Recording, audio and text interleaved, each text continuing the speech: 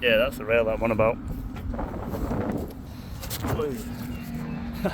Go there from the stern. Wait. So yeah, this is on a boat. This is where. Mate, I bet there's gonna have to be a stanchion there. I wonder if that's where it's from. Like a stanchion pole. It looks like it's sort of in the middle between that doubler plate and the base of that stanchion there.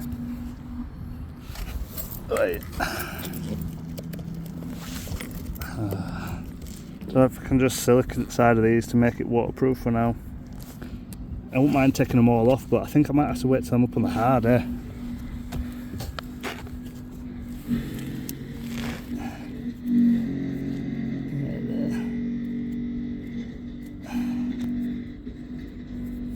I think that's just holding it together, isn't it? Holy shit.